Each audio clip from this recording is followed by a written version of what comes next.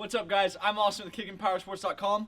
Today I want to talk about the difference between a two-stroke bike and a four-stroke bike. Basically, if we look into the engines of them, if we're looking inside the engine, a two-stroke is going to run a lot faster each time the piston punches. It's going to punch like much faster than the four-stroke because it only does 2 cycles per, I don't know, I don't want to explain it. It's very hard to think about. It's so hard. But basically, a two-stroke is going to have a bit more power than a four-stroke, even if it's the exact same engine size, just because how they run. So some benefits of the two-stroke are, again, power, power, and then weight. It's probably going to weigh a little bit less because it's a two-stroke.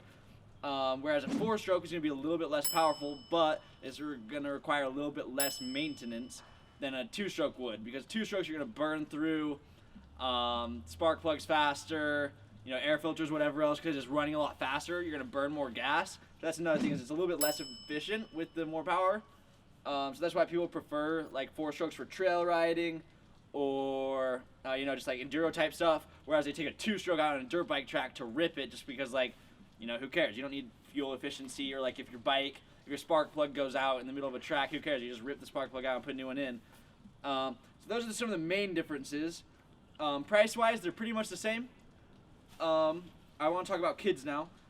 Kids typically do better on four-strokes just because they're a little bit more controlled. They have a little bit less power to the throttle.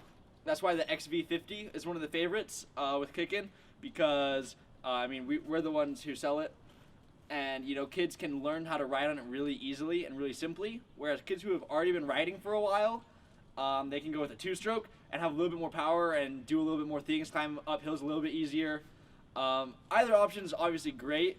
The difference in power isn't too much. The difference in maintenance isn't too much. You're going to have to replace spark plugs on either bike. On any dirt bike you buy, you're going to have to replace spark plugs. So that's the main differences in them.